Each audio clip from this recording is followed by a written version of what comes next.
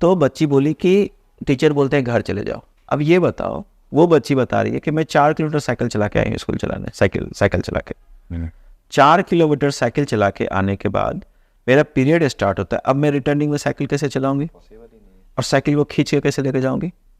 वो बोली कि एक बार इसके साथ ऐसा हुआ कि जब साइकिल खींच के जा रही थी तो वो बेहोश होकर गिर गई थी, चक्कर आ गया था, कमजोरी ब्लीडिंग है तो ऑब्वियसली होगा।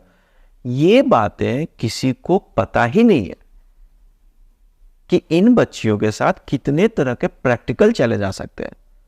दूसरा, मैंने क्वेश्चन पूछा शिक्षकों से कि जब बच्ची आके पूछती है आपको कि पीरियड स्टार्ट हो गया क्या करते हो? अच्छा, साइकिल नहीं चला सकती क्योंकि दर्द पेन तो अलग है, कपड़े भी तो खराब होते हैं। शिक्षकों से जब मैंने पूछा कि जब बच्ची पूछती है तो आप क्या करते हो, तो सीधे बोलते हैं कि हमारे पास कहाँ ऑप्शन है। टीचर ऐसे बोला था, हमारा जीवन में कहाँ ऑप्शन है, हम तो बच्ची कह रही चल जाए अपन घर। द कैजुअल टॉक के इस नए एपिसोड में स्वागत है आप सभी का। आज हमारे साथ जो इंसान है वो हमारे बेगूसराय बिहार के रहने वाले हैं, लेकिन जापान में इंडियन कल्चर को प्रमोट करते हैं, बढ़ावा देते हैं और इंडियन को सपोर्ट करते हैं। Welcome to the casual talk Vikas Ranjan भैया। थैंक यू आदित्य, एंड बहुत अच्छा लग रहा है। इस प्लेटफॉर्म को हम कई समय से फॉलो कर रहे हैं और हमको भी अच्छा लग रहा है कि आप लोगों के बीच में आए और इस प्लेटफॉर्म पे बात करने के लिए मौका। कैसे हैं आप? एकदम बढ़िया हैं और बहुत ही हेक्टिक शेड्यूल में आए हुए हैं छुट्टी में। और इस बार छठ पूजा का प्लान करके आना हुआ था कि चलो छठ, 8 साल हो गए, 8 साल के बाद छठ पूजा में आए थे। 8 साल के बाद छठ पूजा में आए, फिर बिहारी 8 साल के बाद आए? नहीं, साल में एक बार आना होता है। तो बेसिकली ईयर एंड के टाइम का जो समय होता है उसमें क्रिसमस की छुट्टी और सब छुट्टी मिला के ऑफिस में थोड़ा ज़्यादा टाइम मिल जाता है। लेकिन इस बार मेरा नेत्रहाट विद्यालय का 25वां वर्षगांठ था, वो एक प्लानिंग थी, छठ पूजा था और मल्टीपल 2-3 चीज़ें थे, जैसे बिहार कॉन्क्लेव था, तो सभी चीज़ों को अटेंड करने के लिए एक छुट्टी का अपना साइकिल बना के आए थे। छठ पूजा का आपने जिक्र किया, जापान में क्या सीन है छठ पूजा का? वहाँ मनाते हैं बिहार के लोग या फिर इंडियन कल्चर के जो भी लोग हैं? जापान में हमारे एक दो साथी हैं, आंटी हैं, जो लोग अपने घर में छठ पूजा करती हैं और बहुत ही श्रद्धा से जो छठ पूजा हम लोग यहाँ पे गांव में देखते थे उसी लेवल का छठ पूजा वहाँ पे होता है। हम लोग उनके यहाँ जाते हैं, खरना का प्रसाद खाते हैं, संध्या अर्घ होती है, सुबह का अर्घ होता है और बेसिकली अच्छा लगता है कि कम से कम घर से बाहर उस चीज़ को हम मिस तो नहीं कर रहे हैं। तो पूर्णिया की आंटी हैं, उनके पास हमारा स्नेह उनके पास मिल जाता है हमें। मतलब एक छोटा सा बिहार झारखंड बसा हुआ है जापान में। बिहार झारखंड तो है, डेफिनेटली है। और हम लोग के पास चैलेंज क्या है कि जापान पहुंचने के बाद लगता है कि अपने लोग कहाँ हैं, अपने लोग कहाँ हैं। मुझे याद है आज भी वो दिन 2016 में हम पहुंचे थे 31 जनवरी की नाइट में, और जापान का कमरा बहुत छोटा छोटा कमरा होता है। तो होटल के जिस रूम में रोहित बैठे थे उस रूम का साइज इतना नहीं था कि उठ के हम वहाँ पे टहल भी सकें। और उसके बाद ऑफिस जाना, ऑफिस से आना, फिर अपने बेड पे ही लेटे रहना। एक समय ऐसा होता है जब मन कर रहा था कि रो ही लेते हैं, कौन सी जगह पे आके फंस चुके हैं। फिर वहाँ से लोगों से मिलना, बातचीत करना स्टार्ट हुआ। कुछ बहुत क्लोज फ्रेंड आए जिन्होंने मुझे इनिशियल सेटअप में वहाँ हेल्प किया। उनकी मदद से थोड़ा इंडियन कम्युनिटी के पास जुड़े, उनके साथ जुड़ के फिर कुछ काम वगैरह भी किए। और उसी बीच में था कि अरे बिहार के भी तो लोग होंगे, अगर बिहार के लोग हैं तो है कहाँ। फिर लोगों से बातचीत करना स्टार्ट हुआ और बिहार के कई सारे हमारे वहाँ पे भैया टाइप के लोग हैं जो कई सालों से वहाँ पे हैं। लेकिन शायद मुझे लगता है कि उनका स्ट्रक्चर रहा होगा, बाद में भी था, पहले भी था, लेकिन फिर हम लोग लाइक माइंडेड लोग मिले और अपना बिहार झारखंड का एक एसोसिएशन भी फॉर्म किए। उसके बाद उस एसोसिएशन के साथ में बहुत सारा हम लोग वहाँ पे कल्चरल एक्टिविटीज़ भी करते हैं। तो ये स्टोरी सुनाने का मतलब ये था कि मेरे लिए बिहार झारखंड से बड़ा अखंड बिहार है। हम लोग सब मानते हैं कि हम लोग अविभाजित बिहार के ही पार्ट हैं। तो चाहे वो झारखंड से हो, हजारीबाग से हो, या रांची से हो, या जमशेदपुर से हो, या फिर हमारे पटना से हो, बेगूसराय से, मुजफ्फरपुर से हो, तो सब एक हैं। हमारा बहुत बड़ा एक ग्रुप है, अराउंड 300 पीपल का। एंड उस ग्रुप में हम लोग वहाँ छठ पूजा मनाते हैं। ऑफकोर्स छठ पूजा तो सबके लिए काफ़ी आस्था का विषय है। साथ ही साथ मस्ती के लिए लिट्टी चोखा पार्टी भी करते हैं और क्रिकेट भी साथ में खेलते हैं। क्रिकेट का अलग ही स्टोरी है, बट अपने बिहार झारखंड के लोगों के बीच में हम लोग दुर्गा पूजा, सरस्वती पूजा, दही चूड़ा, मकर संक्रांति, उसके बाद आपका होली भी साथ में खेलते हैं, दशहरा में भी शामिल होते हैं। तो एक अच्छा सा, एक बड़ा सा परिवार वहाँ बन चुका है हमारा। और एक एडॉप्टेशन का कहा जाता है कि हमेशा से एक कल्चर रहा है, वेस्टर्न सोसाइटी को फॉलो करते हैं लोग। जी। तो इंडियन कल्चर को जापान के लोग या फिर बाकी अदर कंट्री के लोग क्या फॉलो करते हैं या फिर अडॉप्ट कर पाते हैं उस चीज़ को?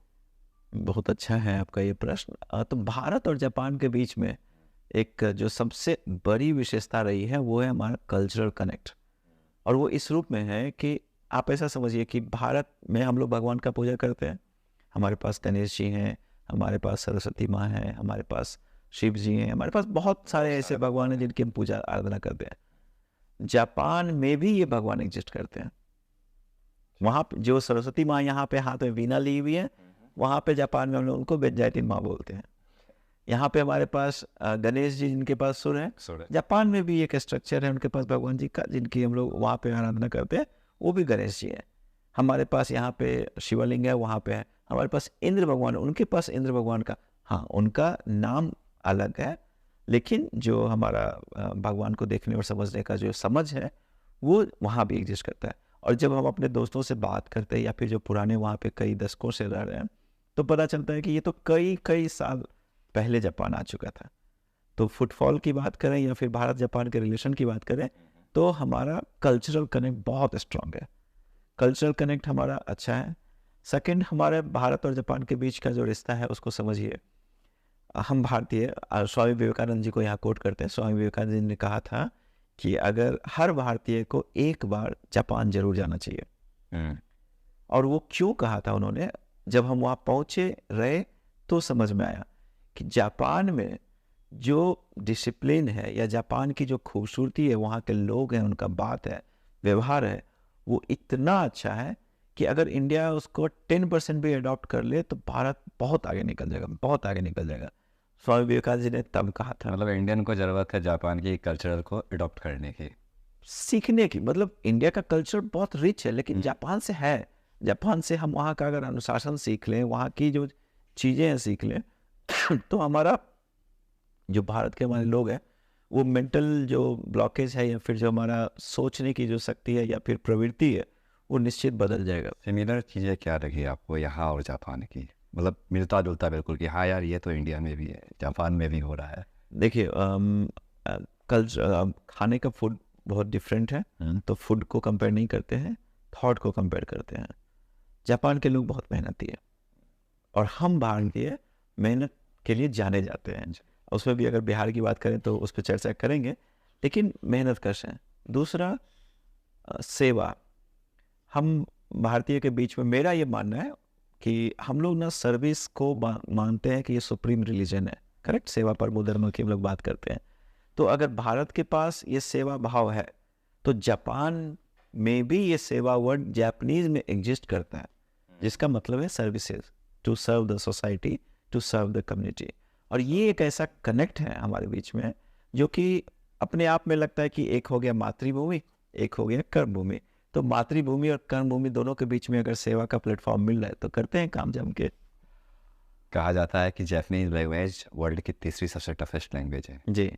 किसी भी इंडियन को अगर इंडिया से जापान जाता है तो लैंग्वेज के अलावा बाकी के सारी कौन सी दिक्कतें हैं जिसको सामना करना पड़ता है, और उस चीज़ को कम कैसे अगर कोई भी करना चाहे तो कैसे क्या करे उसके लिए? जी, देखिए, लैंग्वेज तो सबसे बड़ा हर्डल है, नो डाउट, इसमें तो कोई डाउट ही नहीं है। जब हम गए थे तो हमको भी जापानीज नहीं आती थी, बहुत सारी, जी, बहुत सारी दिक्कतें थी, लेकिन समय बदल रहा है। जापान जिस तरह से भी भारत के मार्केट को अडॉप्ट कर रहा है, तो जापान को ये बात समझ में आ चुकी है कि वो ग्लोबल मार्केट में उनको आने के लिए उनको ग्लोबल कल्चर को चाहिए होगा, खासकर लैंग्वेज को। तो उन्होंने इंग्लिश को धीरे धीरे अडॉप्ट किया है, और इंग्लिश को अडॉप्ट करने के बाद अब थोड़ा सा ग्लोबलाइजेशन हुआ है हमारा। विदाउट लैंग्वेज भी आप वहाँ पे अब सर्वाइव कर सकते हैं। जितने भी इंस्ट्रक्शंस रोड के होते थे या होटल्स के होते थे या अलग अलग जगहों पे, प्लेटफॉर्म पे, स्टेशन पे, हर जगह पे जापानीज लैंग्वेज के नीचे में उनका इंग्लिश लैंग्वेज लिखा हुआ मिल जाता है। तो दैट वे वो कंट्री जो है खुल रहा है, ओपन हो रहा है। तो पहले की बातें थी कि बिना लैंग्वेज का आप सर्वाइव नहीं कर सकते, मगर ऐसी बातें नहीं है। और मैं आपके कैजुअल टॉक प्लेटफॉर्म के माध्यम से अपने बहुत सारे जो अगर इस वीडियो को देख रहे हैं, मैं सबसे अपील करता हूँ कि भारत में एक कल्चर प्रमोट होता था कि आप इंजीनियरिंग की लाइन में आगे जा रहे हो, आप मेडिकल की लाइन में आगे जा रहे हो, आप सिविल सर्विसेज की लाइन में आगे जा रहे हो, ज़रूरी नहीं है। करियर बनाने के लिए आप ऐसा कोई भी रास्ता चूज कर सकते हो जो आपका रोजी रोटी तो सबको मिलेगा, लेकिन आगे ले जाना है, खासकर जापान जैसे कंट्री में अगर सर्वाइव करना, आप सीखिए ना। नॉर्मल बैचलर की डिग्री आप ले रहे हैं, आप जापानीज लैंग्वेज सीख लीजिए। लैंग्वेज सीखना, लैंग्वेज आपने बोला बहुत टफ है, एग्री करता हूँ, लेकिन मुश्किल नहीं है, और खासकर भारतीय के लिए तो बिल्कुल भी मुश्किल नहीं आपको कितनी दिक्कत आई? है। ऑनेस्टली स्पीकिंग अभी भी मुझे जापानीज नहीं आती है। 8-10 साल के बाद जो 8-10 थोड़ा सा उसमें क्या है कि डेडिकेशन चाहिए आपको। अगर वो टफ लैंग्वेज है तो आप जब तक समय नहीं देंगे उसको, आप लैंग्वेज नहीं पिक कर वे ऑफ कम्युनिकेशन क्या होता है? लोकल लोग से कनेक्ट करने का सबसे आसान तरीका क्या होता है वहाँ पे? सकते। जापानीज ही है, जापानीज ही है, अलावा तो कोई और? टूटी फूटी और फिर ये सारे से ऐसे तरीकों से काम चल जाता है अपना। अभी तक लेकिन मेरे साथ थैंकफुली मेरी वाइफ है ज्योति, जो कि लैंग्वेज में इन्वेस्ट की अपना समय को, तो वो मेरा मैक्सिमम पार्ट कवर करती है।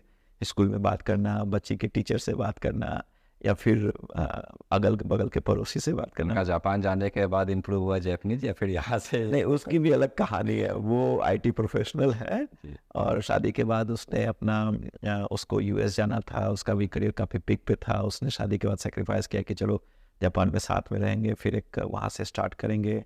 उसी समय एक छोटी सी घटना हुई थी कि जिस दिन वो टोक्यो पहुंची थी, वो दिल्ली से फ्लाई करती है, और मेरे पिताजी यहाँ ध्यान उनका सूचना मिलता है मुझे। तो वो जॉब ज्वाइन करने के लिए टोक्यो लैंड की, और 2 घंटे बाद मुझे वहाँ से वापस आना पड़ गया इंडिया।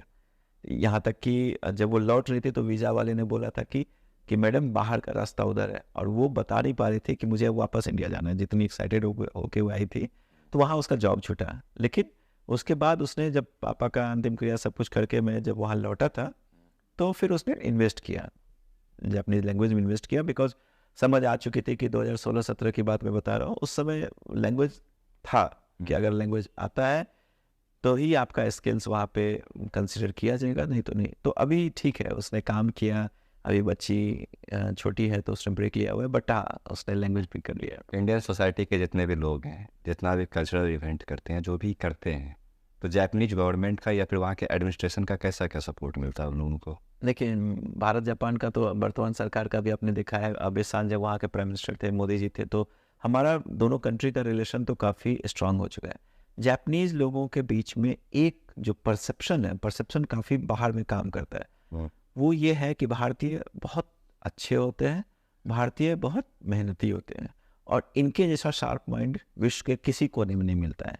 तो और ये हो गई उनके परसेप्शन की बात। अब अगर बात आती है कि उनका परसेप्शन बनाया किसने, तो 3 लोगों को हम लोग बहुत ही गर्व से और श्रद्धा से हम लोग वहाँ पे नाम लेते हैं।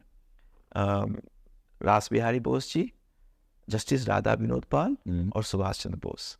ये 3 ऐसे व्यक्तित्व हैं जिनकी चर्चा करने के बाद तो जापानीज लोग आपको बहुत रिस्पेक्ट देते हैं।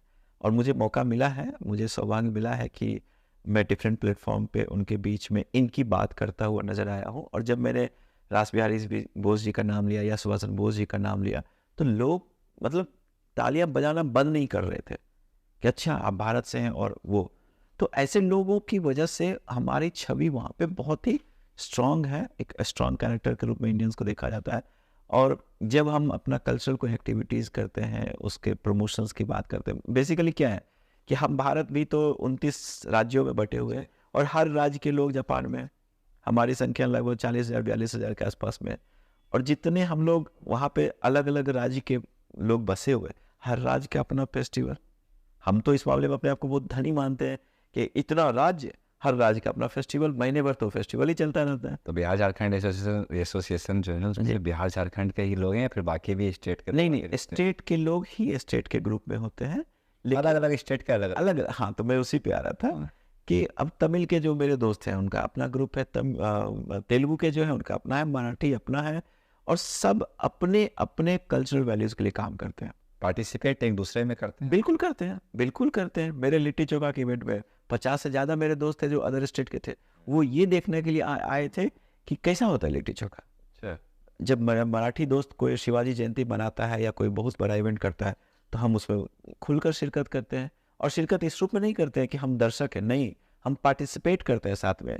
छत्रपति शिवाजी के नारे हम भी लगाते हैं, और वहाँ पे जब हमारे बिहार के अगर मुख्यमंत्री आए या फिर कोई डेलीगेट आते हैं, तो उनका वेलकम करने के लिए वो लोग भी आते हैं। कोई भी डेलीगेट्स जैसे इंडिया से जाते हैं जी, तो उस समय जो अप्रवासी भारतीय हैं उनका क्या स्केड्यूल रहता है, किस प्रकार से कैसे मैनेज करते हैं सारी चीज़ों को, या फिर एक इन्फॉर्मेशन दिया जाता है उन लोगों को कि हाँ कोई आ रहा है जाके मिल लो, कैसा क्या सीन रहता है उसका? बेसिकली जो कम्युनिकेशन का माध्यम है वो भारतीय दूतावास है। और भारतीय दूतावास अभी कुछ मतलब भारतीय दूतावास को हम लोग बोलते हैं कि होम अवे फ्रॉम होम, क्योंकि जापान में तो हमारे लिए हमारा माई बाप तो कोई है ही नहीं, जो है सो भारतीय राजदूत हो गए या फिर एम्बेसी की पूरी टीम हो गई। तो उनके साथ मुझे काफ़ी क्लोजली काम करने का मौका मिलता है कम्युनिटी के पॉइंट ऑफ व्यू से। और वही एक बॉडी है जिनके थ्रू मैसेज सर्कुलेट होता है, वो इनविटेशन भेजते हैं सारे एसोसिएशंस को या फिर इंडियन रिप्रेजेंटेटिव को जो भी कम्युनिटी के हैं कि आप लोग आइए, फलाने डेट पे आपका मंत्री आ रहा है या फलाने डेट पे ये डेलीगेट आ रहे हैं। हाँ। और फिर अपने बिजी शेड्यूल में से लोग अपना टाइमिंग निकाल के वहाँ पे मतलब मिलने ऐसा कोई ज़रूरी नहीं होता है जाना ही है, जिसको जाना है चाहे। देखिए जाएंगे, स्वागत है। श्रद्धा की बात है, श्रद्धा की बात है। आइडियोलॉजी की भी इश्यूज होते हैं, लाइक माइंडेड भी होना चाहिए। अब मुझे पता है कि कोई ऐसे लोग आ रहे हैं जो शायद मेरे साथ मैच नहीं करे, तो अपने हिसाब से सुविधानुसार लोग जाते हैं। और दूसरा चैलेंज है कि सबका बिजी लाइफ है, बहुत बिजी लाइफ हम लोगों का वहाँ पे होता है, तो मोस्ट ऑफ द टाइम हम अपने ऑफिस के काम की वजह से नहीं जा पाते हैं। बट हाँ, इनविटेशन का माध्यम भारतीय दूतावास है। समटाइम्स जैसे अब मेरा एक पर्सनल कैपेसिटी में मैं बिहार फाउंडेशन जापान का सेक्रेटरी भी हूँ, तो मैं अपने चेयरमैन या फिर अपने जो स्टार्टिंग के अपने जितने भी क्लोज फ्रेंड थे उन लोगों की मदद से बिहार के साथ, सरकार के साथ काम करने का मुझे अच्छा मौका मिलता है। तो बिहार से अगर कोई डेलीगेट आते हैं तो उनकी जानकारी हमें ऑफिशियल चैनल से मिल जाती है, फिर उसके हिसाब से हम आप लोग लोग सर्कुलेट करते हैं फिर उसको, अपने लोगों के बीच में। जी, वो सारी चीज़ें आगे फिर जाती हैं। Correct correct. बिहार से बाहर या फिर इंडिया के बाहर किसी भी मंच पे खड़ा होकर खुद को प्राउड बिहारी कहना कितना प्राउड फील देता है किसी के लिए? ये टच करने वाली बात है, क्योंकि मुझे मेरे दोस्त चलता फिरता बिहारी ही बोलते हैं। और जापान में जापान में मतलब देखिए, भारतीय तो हैं ही, निश्चित है, लेकिन बिहारी बहुत यूनिक मुझे लगता है। और जितने हमारे अदर स्टेट के फ्रेंड हैं, मैं तहे दिल से उन लोगों का धन्यवाद हमेशा करता रहा हूँ कि वो सब मुझे इस रूप में भी अपने साथ जोड़ के रखते हैं कि भाई तू बिहार का लड़का है और तू अच्छा कर रहा है, मतलब तू इतना अच्छा वॉलंटियर है, तुम इतना अच्छा ईगर टू वर्क करने के लिए लगे रहते हो, तो वो लोग खोज लेते हैं। अभी रिसेंटली एक इवेंट हुआ था, हमारे महाराष्ट्र के जो कल्चरल मिनिस्टर हैं वो लंदन गए हुए थे छत्रपति शिवाजी महाराज का नख लाने के लिए, जिससे उन्होंने वध किया था। उनके वेलकम में मराठी फ्रेंड्स सारे आए हुए थे, तो मैंने अपना इंट्रोडक्शन ही दिया था कि मैं विकास रंजन बिहार से। और वो बोले कि भाई बिहार, तुम्हारा क्या काम यहाँ? तो मैंने उनको यही बोला था कि छत्रपति शिवाजी तो हमारे भी हैं। और वो बहुत खुश हुए थे। और ऐसी ऐसी बातें हैं हमारे बीच में होती रहती है। और अपना जो बिहार का जो कल्चर है उस पर हम लोग काफ़ी काम भी करते हैं। और जो एक परसेप्शन है बाहर बना हुआ कि अभी कल जो बिहार कॉन्क्लेव हुआ था वहाँ भी हमारा टॉपिक था कनेक्टिंग एंड ब्रांडिंग बिहार। तो ब्रांडिंग बिहार की जब हम बात करते हैं ना, तो मेरा मानना है कि जब तक आप अपने आप को अपने स्टेट का ब्रांड नहीं बनाओगे ना, आप उनकी क्या ब्रांडिंग करोगे? आपको अपने आप को, जैसे मोदी जी आए थे, उन्होंने बोला था कि हर भारतीय अपने आप में एक भारत है, क्योंकि आपकी एक एक्टिविटीज से सामने के जो कंट्री के लोग हैं, लोकल लोग हैं, वो तय करेंगे कि आप अपने कंट्री को किस तरह से रिप्रेजेंट कर रहे हो। तो इमेजिन कीजिए, अगर मैं भारतीय हूँ, जापान की सड़कों पर जाकर मैंने किसी को छेड़ दिया या कुछ ऐसी गलती कर दी जो नहीं करना चाहिए था, तो वो उस पर्टिकुलर व्यक्ति का नहीं है प्रॉब्लम, पूरे इंडिया को वो अकेला व्यक्ति रिप्रेजेंट कर रहा होता। अगर पुलिस ने उसको पकड़ा तो वो यही बोलेगा कि अरे इंडियन गलती कर रहा था। तो बाहर में हमारी जो समझदारी है या हमारा जो व्यवहार है वो बहुत ज़्यादा बड़ा हो जाता है, रिस्पॉन्सिबिलिटी ज़्यादा है, सेंस ऑफ रिस्पॉन्सिबिलिटी होनी चाहिए कि मेरी एक छोटी गलती मेरे नाम, कंट्री का नाम खराब कर देगा। ऑन द सेम पैटर्न, जब मैं भारत के बारे में ये बात कर रहा हूँ तो ऑफकोर्स मुझे अपने स्टेट, अपने बिहार के बारे में भी ध्यान रखना होता है। और मेरा मानना है कि अगर आपको प्राउड बिहारी बोलना है तो अपने आप से अपने आप को प्रमोट कीजिए, अपने आप को ब्रांड के रूप में एस्टैब्लिश कीजिए और आप बोलिए। अगर आप बोलिएगा कि बिहार मेरा अच्छा है, बिहार में सब कुछ सही है, तो निगेटिविटी जो आपके चारों तरफ है वो धीरे धीरे हटती जाएगी और लोग फिर आपके बारे में अच्छी बातें करेंगे। जैसे आपको एक और उदाहरण देता हूँ, बिहार मजदूरों के लिए जाना जाता है, ठीक है। बहुत सारे लोग बोलते हैं कि बिहार में मजदूर होते। कोरोना हुआ, कोरोना काल में भारत सरकार ने बहुत अच्छा काम किया, इसमें कोई शक नहीं है। उसी कोरोना काल में आप ये देखिए कि जब सब लोग सब जगह पे लॉकडाउन पे बंद पड़े हुए थे, तो कौन था जो कि सबसे ज़्यादा काम कर रहा था बॉर्डर्स पे या फिर अलग अलग जगहों पे, जिनको निकालने के लिए और सब कुछ करते? सारे बिहारी सारे बिहार के थे। तैयार थे। तो बताने की ज़रूरत है कि भैया ऐसा है कि आप अपने स्टेट में फंसे हुए ज़रूर है, लेकिन आपका मदद करने के लिए हम बिहार के लोग वहाँ पे उपस्थित थे।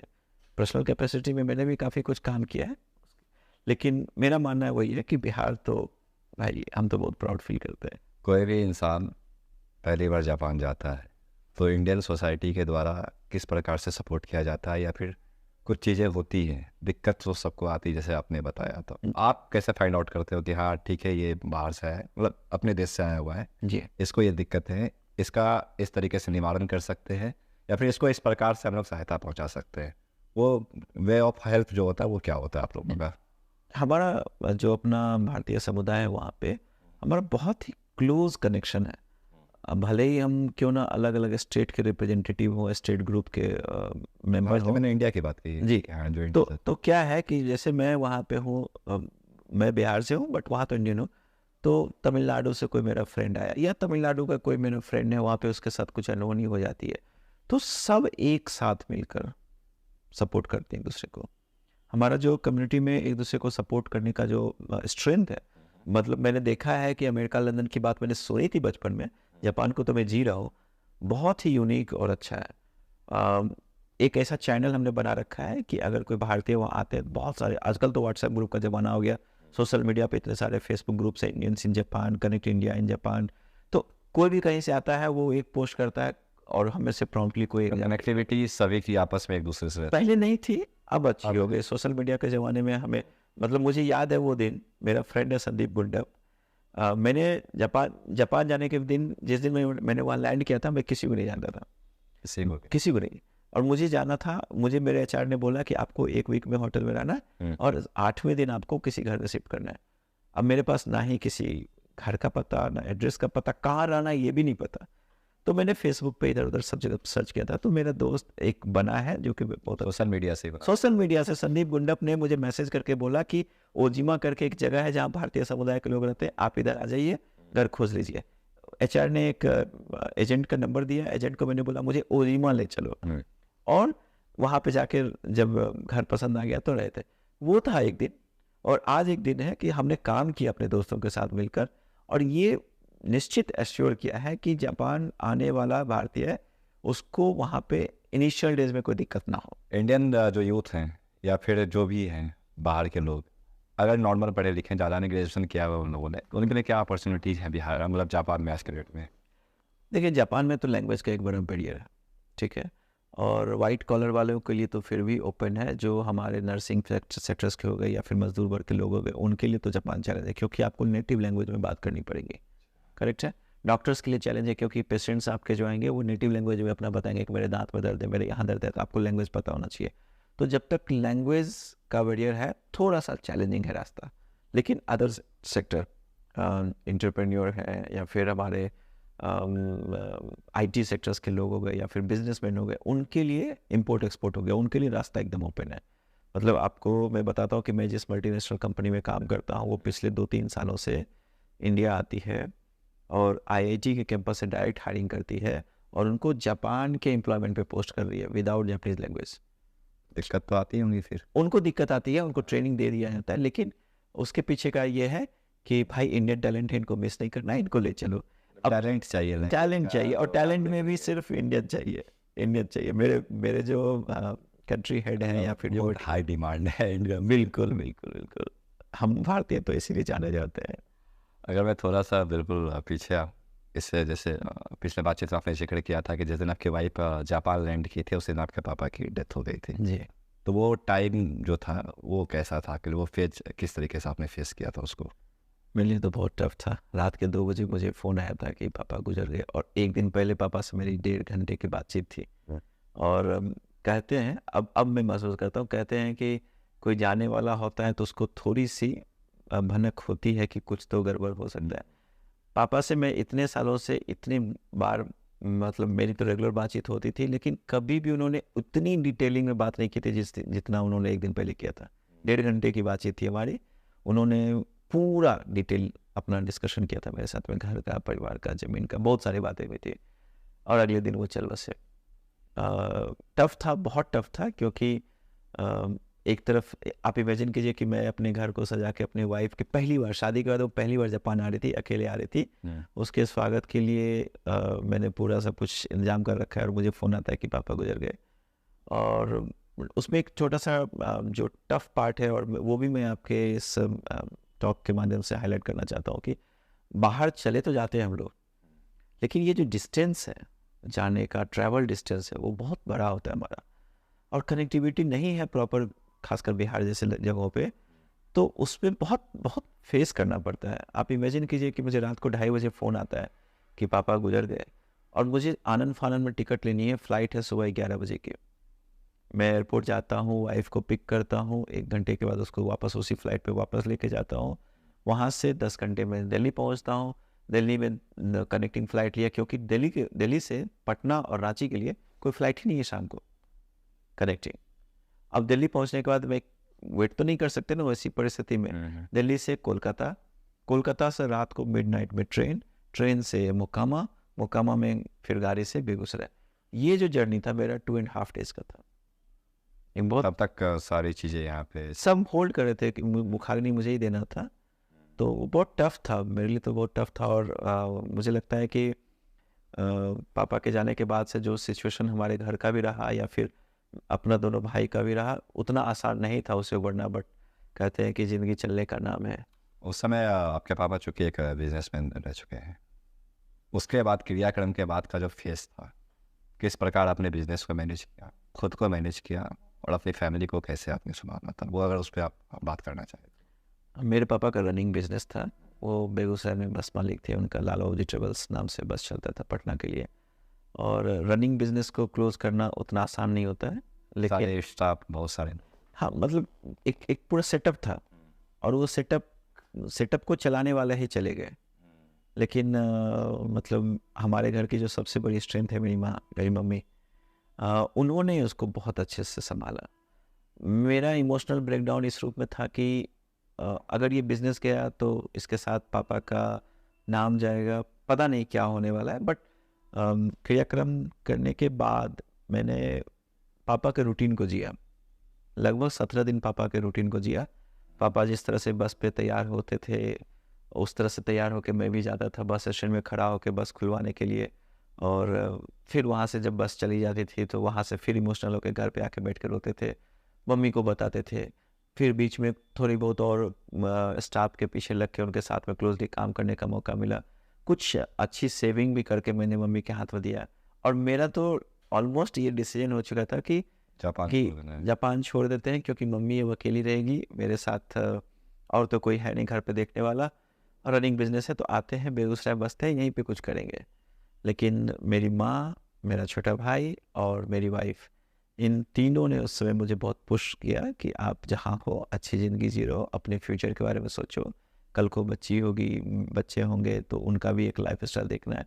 और मेरी मम्मी ने उस पूरे रनिंग बिजनेस को हैंड होल्ड किया, मतलब मुझे भेज दिया गया टोक्यो, बिजनेस रनिंग था।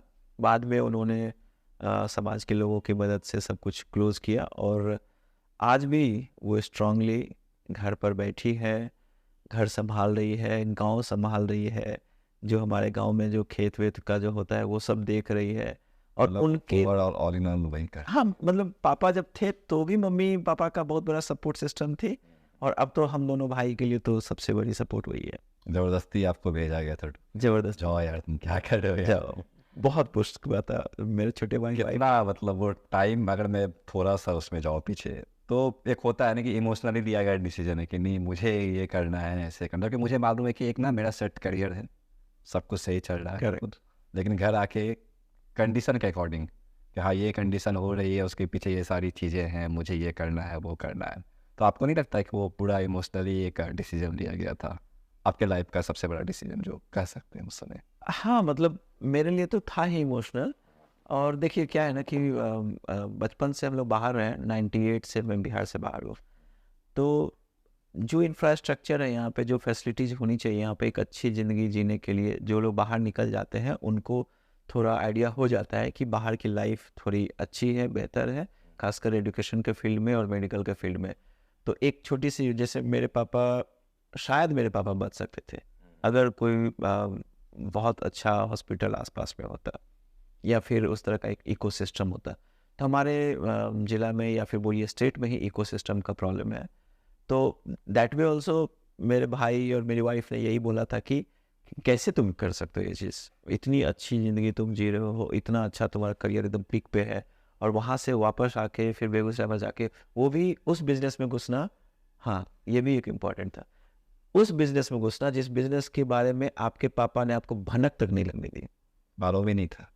मालूम इन द सेंस कि मेरे बस के स्टाफ मुझे नहीं जानते थे कि मैं भाड़ा दे के आप चढ़े? भाड़ा दे के चढ़े हैं, भाड़ा दे के अपने बस पे चढ़े हैं।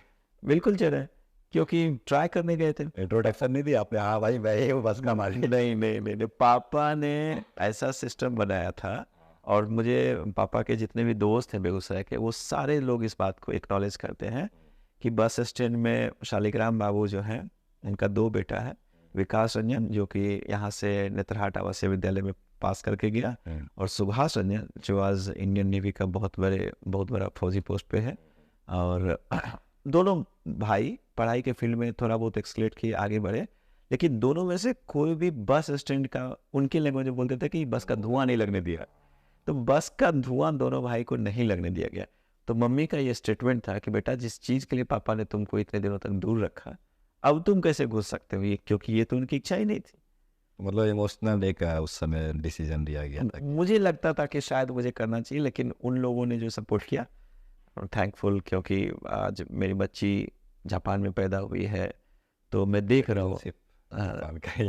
सिटीजनशिप नहीं लिया मैंने, बट मैं वहीं पे सेटल्ड हूँ, अपना घर बार सब कुछ है।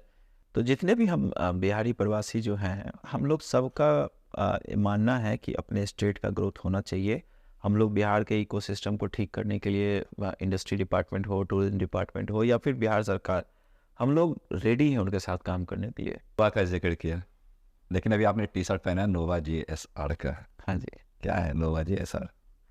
देखिए, जो मैंने बात बताई नोवा का, और नोवा का हमारा बहुत बड़ा परिवार है, मैंने आपको जिक्र कर दिया। नोवा सारे चैप्टर्स ग्रुप एस्टेब्लिश है, और हम नोवा के बीच में जो हमारी जो मूलभूत स्ट्रक्चर है वो है मिलना जुलना, खाना पीना, एक दूसरे की मदद करना, और ये सब कुछ भाईचारा। जो बच्चे हमारे पास आते हैं, उनको किसी तरह की कोई दिक्कतें हैं, चाहे वो मेंटरशिप का हो या फिर इकोनॉमिकली उनको कुछ दिक्कतें होती है, वो भी हमारे पास आते हैं। तो एक कंप्लीट उसका हमने SOP बना रखा है कि इन सारे क्राइटेरिया पे अगर आप आएंगे तो आप आइए, नोवा GSR welcome you and definitely will support you. और उसके अलावा हमारा 1-2 इंस्टीट्यूशन के साथ में टाई अप भी है, जिसके थ्रू हम बच्चों को पढ़ाते हैं, हम वेबिनार करवाते हैं, सेमिनार करवाते हैं। तो ऐसी बहुत सारी एक्टिविटीज़ है शिक्षा के क्षेत्र में। संगिनी का मेन क्या काम है? संगिनी की परिकल्पना जो मेंस्ट्रुअल हाइजीन की, उस बच्ची ने जो सैनिटरी पैड के बारे में बात की थी, वहीं से निकल कर आई।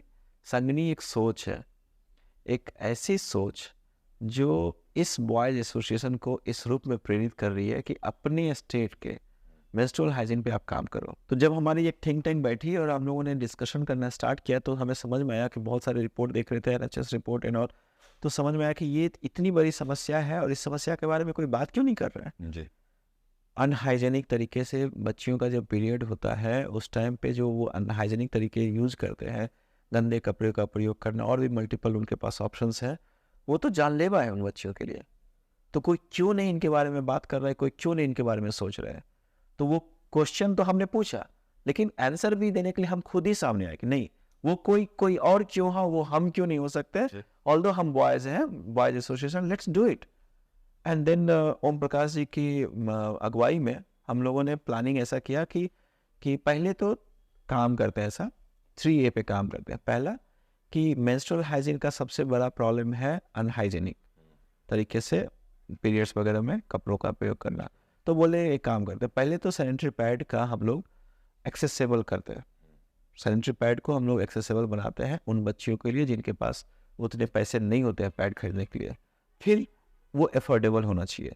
3A accessible, affordable and availability. तो ये तीनों पे हमने काम किया। जब हमारा काम करने के बाद समझ में आया कि स्ट्रक्चर फॉर्म हुआ, लगा कि नहीं चलो करते हैं, तो हमने स्टार्ट किया कि चलो सैनिटरी पैड का वेंडिंग मशीन, एक ऐसा वेंडिंग मशीन बनवाते हैं अपने वेंडर से जिसमें उस डब्बे में एक बार में 100 पैड आ जाए। मार्केट में बहुत सारे सैनिटरी पैड का वेंडिंग मशीन अवेलेबल है। मैंने भी कुछ स्कूल विजिट किया था, कुछ हॉस्पिटल विजिट किया, देखता है किसी में 20 होता है, किसी में 25 होता है, किसी में 50 होता है, लेकिन जो हमने स्ट्रक्चर बनवाया उस पर 100 पैड एक बार में मशीन पे आते हैं। और दूसरा और उसकी चूँकि एक कहावत है कि फ्री का माल किसी को हजम नहीं होता है और फ्री वाला चीज़ ज़्यादा चलता नहीं है, तो बिहार झारखंड के लोगों की मेंटालिटी को ध्यान में रखते हुए हमने ये प्लानिंग की कि फ्री में नहीं देंगे, एक सेंस ऑफ अमाउंट, हाँ बॉन्डिंग के पॉइंट ऑफ व्यू से बस 2 रुपये का सिक्का डालो, एक पैड बाहर, 2 रुपये तो कुछ भी नहीं है आज के डेट में, लेकिन 2 रुपये में अगर आपको एक सैनिटरी पैड मिलता है जो आपको 4-5 घंटे के लिए आपको ब्लीडिंग से सेव करता है, तो उन बच्चियों के लिए तो वरदान है। तो ऐसा करके हमने एक वेंडर को सेलेक्ट किया, मल्टीपल वेंडर से बात करने के बाद, और फिर एक वेंडिंग मशीन और साथ ही साथ एक कॉम्प्रिहेंसिव सॉल्यूशन लेके आए। मतलब कि we are not here to install the machines, we are here to talk about the menstrual hygiene. And menstrual hygiene के पार्ट में आपको मैंने अफोर्डेबिलिटी की बात की, एक्सेसिबिलिटी की बात की, अवेलेबिलिटी की बात की, साथ में ये भी तो होना चाहिए ना कि बताएगा कौन। सही बात। दैट मीन्स कि अवेयरनेस, तो अवेयरनेस के ऊपर में भी हम लोगों ने काम करना स्टार्ट किया। और फिर ये हुआ कि चलो एक काम करते हैं, हम लोग चलते हैं और जहाँ जहाँ ज़रूरत का जगह है उन सब जगहों पे हम लोग ये लगवाते हैं, मशीन्स लगवाते हैं। अब जब कॉम्प्रिहेंसिव सॉल्यूशन की हम बात कर रहे थे और एक साइड हम इन्वायरमेंट की बात करते हैं, तो निकल कर बात आई कि और वो भी हमारे ही अपने रिसर्च से मिला कि पैड जो यूज़ किया वो होता है, उसको अगर आप ज़मीन पे फेंक दोगे तो वो 100 ईयर्स तक गलता नहीं है, उसके जो जेल्स वगैरह होते हैं। तो आप उस पर कुछ कर सकते हो क्या, ऐसा एक थॉट आया। और थॉट आया तो आंसर हमारे ही पास था कि क्यों ना एक इंसिनरेटर मशीन भी हम लोग साथ में इंस्टॉल करवाएं, जिसमें यूज़ किया हुआ पैड डालिए, बटन दबाइए, जल के राख, थोड़ा सा धुआं निकलता जरूर है लेकिन वो कंपेरेटिवली वो मिट्टी वाला जो सिचुएशन है उससे फार बेटर है। और यूज़ किया हुआ पैड को आप जलाइए, वो जल के राख हो जाता है, तो आपको इधर उधर कहीं फेंकने की आवश्यकता नहीं है। ये तो हो गया हमारा पैकेज। लेकिन सवाल उठता है कि बच्चियों को इस बात के लिए कन्विंस करना, तो वहाँ पे हमारा जो है मैराथन दौड़ जो है चल रहा है, जारी है। हाँ, ये जर्नी हमारी चल रही है। और पिछले एक साल में 365 डेज में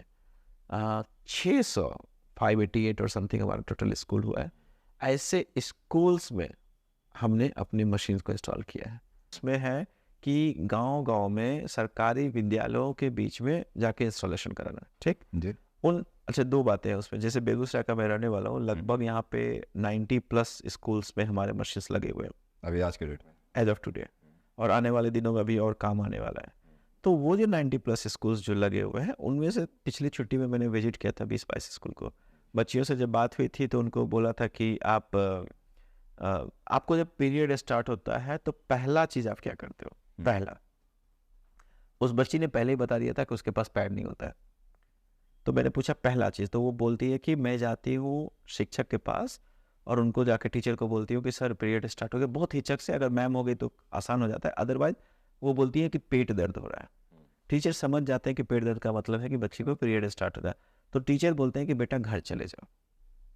ये मैं बता रहा हूँ लोहिया नगर से उधर आगे बढ़ते वहाँ पे एक स्कूल, हाल फिलहाल की बात, पिछले साल की बात है। हाँ, मेरे पिछले जनवरी में जब मैं छुट्टी पे था, तो बच्ची बोली कि टीचर बोलते हैं घर चले जाओ। अब ये बताओ, वो बच्ची बता रही है कि मैं 4 किलोमीटर साइकिल चला के आई हूँ स्कूल चलाने, साइकिल चला के 4 किलोमीटर साइकिल चला के आने के बाद मेरा पीरियड स्टार्ट होता है। अब मैं रिटर्निंग में साइकिल कैसे चलाऊंगी और साइकिल को खींच के कैसे लेके जाऊंगी? वो बोली कि एक बार इसके साथ ऐसा हुआ कि जब साइकिल खींच के जा रही थी तो वो बेहोश होकर गिर गई थी, चक्कर आ गया था, कमजोरी, ब्लीडिंग है तो ऑब्वियसली होगा। ये बातें किसी को पता ही नहीं है कि इन बच्चियों के साथ कितने तरह के प्रैक्टिकल चैलेंज आ सकते हैं। दूसरा, मैंने क्वेश्चन पूछा शिक्षकों से कि जब बच्ची आके पूछती है आपको कि पीरियड स्टार्ट हो गया क्या करते हो? अच्छा, साइकिल नहीं चला सकती क्योंकि दर्द पेन तो अलग है, कपड़े भी तो खराब होते हैं। शिक्षकों से जब मैंने पूछा कि जब बच्ची पूछती है तो आप क्या करते हो, तो सीधे बोलते हैं कि हमारे पास कहाँ ऑप्शन है। टीचर ऐसे बोला था, हमारा जीवन में कहाँ ऑप्शन है, हम तो बच्ची कह रही से चल जाए अपन घर। अब ये बताइए कि वो बच्ची आई, एक ऐसा नहीं है कि उनके पास सिस्टम नहीं है, मुझे ये भी जानकारी है कि बिहार सरकार के कई इनिशिएटिव हैं जिसमें कि बच्चियों के लिए सैनिटरी पैड की बातचीत कही गई है, सुविधा है, लेकिन उनकी लाइफ में सैनिटरी पैड से ऊपर की प्रायोरिटी की चीज़ें भी तो हैं। अगर उनको 200 रुपये महीने का सैनिटरी पैड के लिए सरकार देगी तो वो चावल ना खरीद ले, दाल ना खरीद ले जो कि पैड खरीदने जाए। नॉर्मल माइंडसेट तो यही है, क्योंकि उनके लिए तो बहुत बड़ा रकम है 200 रुपया। तब वहाँ पे जो नोवा जीएसआर का जो हमारा इनिशिएटिव है वहाँ पे वो फिट बैठता है। हम बोलते हैं कि आपको मशीन्स लगी हुई है, पैड लगी हुई है, 2 रुपया का सिक्का डालो, निकालो। अगर वो बच्ची बोलती है कि मेरे पास 2 रुपया भी नहीं है, तो शिक्षकों को हम ये रिक्वेस्ट करते हैं कि चाबी से खोल के उसको पैड दे दे। तो एक्सेसिबल तो है, अवेलेबल तो है। तो अब बच्ची को अगर वो पैड मिल गया तो वो क्यों घर जाएगी? उसको तो जरूरत नहीं है, पैड लगाएगी, स्कूल्स में ही चेंज करेगी, आराम से क्लास में बैठ कर पढ़ाई करेगी। तो जो हमारा अभी टीम ने, डिजिटल टीम ने जो इम्पैक्ट एनालिसिस पे काम किया है, उसमें हमारे पास बच्चियों के स्कूल के अटेंडेंस में बढ़ोतरी हुई है। एंड दैट्स वेयर हम लोग प्राउडली बोलते हैं कि भाई we are the change maker, हम तो चेंज ला रहे हैं, आप नोटिस नहीं कर रहे हैं, अलग बात है। अगर किसी एक स्कूल के एक बच्ची का अटेंडेंस बढ़ गया, मतलब कि उसका 5 दिन जो पढ़ाई में नुकसान होता था वो अब नहीं होगा। घर पे बैठने के बाद तो थोड़े ना टीचर दोबारा वो सब्जेक्ट जो पढ़ा दिया 5 दिन में पढ़ा देगा। तो that kind of concept we are building, that kind of impact we are seeing. ये एक सबसे बड़ा इम्पैक्ट अभी तक कर रहा है। वन ऑफ द दूसरा एक और पहलू था कि एक कुछ शिक्षकों ने बोला कि मशीन का डब्बा तो लगा के कोई चल जाए, एकरा में सामान कहाँ से, आप पैड भरते क्या? कौन देगा रिस्पॉन्सिबिलिटी उस पैड को भरने के लिए? वहाँ पे फिर हमारा सिस्टम आता है सप्लाई चेन का। हम बोलते हैं उनको कि जो पैसे आपके बक्से में थोड़ा बहुत भी जमा हुए उसको अपने वाजीएसआर को दे दीजिए, उसके अगेंस्ट में जितना पैड चाहिए हम आपको मुहैया करा देंगे। तो हमारा हब है बना हुआ पूर्णिया, सहरसा, कोसी के पास में। आप लोगों ने रमेश चंद्र मिश्रा जी का नाम सुना होगा, विद्या विहार इंस्टीट्यूट ऑफ, बहुत बड़ा सेटअप है उनका। रमेश जी के ही is our president of Nova GSR India body. Ramesh ji के गाइडलाइन में 250 के आसपास हमारा स्कूल कवर किया हमने कमिश्नरी में, वो 7 जिला में। और वहाँ पे हमारा एक हब है, किसी स्कूल को कभी भी पैड की जरूरत हो पहुँच जाता है। बेगूसराय में 100 स्कूल, मेरा घर मेरा हब है, किसी स्कूल को जरूरत हो पैड पहुँचवा देंगे। पटना मेरा सेंट्रल हब है, वहाँ से किसी स्कूल का आवश्यकता हो पहुँचा देंगे। रांची मेरा सेंट्रल हब है, झारखंड के किसी स्कूल का आवश्यकता होगा वहाँ पहुँचा देगा। मतलब एक पूरा का पूरा सिस्टम बना हुआ है, पूरा सप्लाई इस तरीके से काम करती है। सप्लाई चेन का, सप्लाई एंड डिमांड, जहाँ पर डिमांड हुआ सप्लाई वो चीज़ जाकर सप्लाई चेन का पूरा सिस्टम बना हुआ है। एंड वहीं पे हमको और काम अभी करना है फ्यूचर में, जिसमें कि पैड के कंजम्पशंस पे भी बात करनी है। कल 2 दिन पटना में थे तो वहाँ पे भी कुछ ऑफिशियल से बात हुई मेरी। भारत सरकार, बिहार सरकार भी बता रही है कि उनके पास कुछ प्लान्स हैं।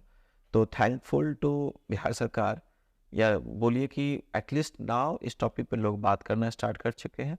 मेंस्ट्रुअल हाइजीन के मामले में बिहार सरकार एनएचएस के रिपोर्ट में सबसे निचले पायदान पे है। अगर हमारे इस इनिशिएटिव के माध्यम से ये एक पायदान भी ऊपर आ गया ना, तो हम समझेंगे कि हमने सोसाइटी के लिए कुछ किया। यही एक आपका मुख्य तरीके से योगदान हो सकता है, ऐसा डिस्ट्रैक्शन के मायने आपके लिए हो सकते हैं। स्वांता सुखाय की बात है, विकास रंजन को इस चीज़ से खुशी मिलती है। विकास रंजन ने, विकास रंजन एंड हमारे साथ जुड़े हुए हर वो व्यक्ति जो इस प्रोजेक्ट में इन्वॉल्व है। बिल्कुल, क्योंकि भैया आपकी एक प्यारी सी बेटी भी है, जापान में ही रहती है, जापानीज नाम भी है उसका। क्या नाम है? रेवा। मतलब क्या होता है इसका? रेवा का मतलब है हु ब्रिंग्स हैप्पीनेस, और ये रेवा जो है जापान के इस युग का नाम है। तो जापान की एक प्रथा है कि जब राजा की गद्दी बदलती है तो वहाँ का कैलेंडर बदलता है, वहाँ का युग बदलता है। तो नए राजा जो बने हैं उनके, जब उनका गद्दी बदला और वो गद्दी पे बैठे, तो एक थिंक टैंक था 10-12 साल से काम कर रहे थे कि उस युग का क्या नाम होना चाहिए। तो उन्होंने नाम रखा रेवा, और हमें पसंद आ गया। पढ़ती वही है, वही की जगह जी, रहती वही है। करेक्ट। तो वापस जब बिहार आती होगी आपके घर में आपकी माँ से, लैंग्वेज कौन सा होता, बातें कैसे होती, हिंदी में, इंग्लिश में, जापानीज या फिर? देखिए हिंदी। मेरी बच्ची 3.5 years की है, वो बहुत अच्छी हिंदी बोलती है, और हिंदी उसकी थिंकिंग लैंग्वेज के रूप में डेवलप हो चुकी है। वो जापानीज स्कूल जाती है, जापानीज लैंग्वेज को पिक कर रही है, वो जापानीज भी जितना उसको एज के हिसाब से सीख रही है वो कर रही है, और साथ ही साथ इंग्लिश के भी राइम्स वगैरह को उसने याद करना शुरू कर दिया है। अब आती है बात कि मेरी मम्मी से कैसे कम्युनिकेट करेंगी। तो इस बार की छुट्टी, क्योंकि पिछली बार बेटी मेरी बहुत कम बोल रही थी, इस बार की छुट्टी में मुझे पता था कि वो मम्मी के साथ काफ़ी टाइम देने वाली है। तो 2-2.5 महीना मैंने और मेरी वाइफ ने दोनों ने मिलकर अपनी बच्ची के साथ ठेठी पे काम किया।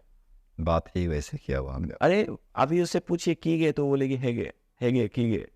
वो ठेठी बोलती है, और वो जितना बोलती है, क्योंकि छोटी बच्ची है, लेकिन वो ठेठी बोल रही है कि करे छी, कहाँ जाए छी, खाए छिए, बैठे छिए, उठे छिए, मम्मी तो खुश है। तो भाषा जो बोलते हैं ना कि भाषा और व्यवहार, भाषा आपको नहीं छोड़नी चाहिए। और मैं अगेन आपके प्लेटफॉर्म से ये चीज़ रिक्वेस्ट करके सबको बोलता हूँ कि आप जहाँ से हैं उस जगह की जो लोकल भाषा है उसको मत छोड़िए। अपने बच्चों को तो निश्चित तौर पे उसको सिखाइए, क्योंकि एक बार ये जनरेशन गैप हो गया ना तो आपकी भाषा खत्म। बहुत बहुत धन्यवाद आपका भैया हमारे साथ जुड़ने के लिए। ऐसे ही आप हंसते रहिए, मुस्कुराते रहिए, देश और समाज के लिए काम करते रहिए। बहुत बहुत धन्यवाद भैया। Thank you. कैजुअल टॉक के आपके इस प्लेटफॉर्म को मेरा बहुत बहुत अभिनंदन, बहुत बहुत साधुवाद, धन्यवाद। आप लोग एक बहुत अच्छा कॉन्सेप्ट लेकर आए हैं, जिस कॉन्सेप्ट में सामने आप हैं, लेकिन मुझे पता है कि आपकी एक पूरी टीम है जो पर्दे के पीछे काम कर रही है। मुकुंद को मैं काफ़ी समय से जान रहा हूँ, बहुत अच्छा काम कर रहे हैं, बहुत बड़ा प्लेटफॉर्म लेके आए आप लोग। और मुझे उम्मीद है कि इस तरह के काम करने के बाद आने वाले दिनों में निश्चित आपका एक ऐसा वैल्यू बनेगा जिस प्लेटफॉर्म पे बाकी सारे लोग भी आकर बात करेंगे। और बातचीत का तो दौर चलता ही रहता है, लेकिन जिस कैजुअल तरीके से आपने बात रखी वो कैजुअल टॉक को सार्थक करता है। बहुत बहुत थैंक यू। आपका थैंक यू। Thank you.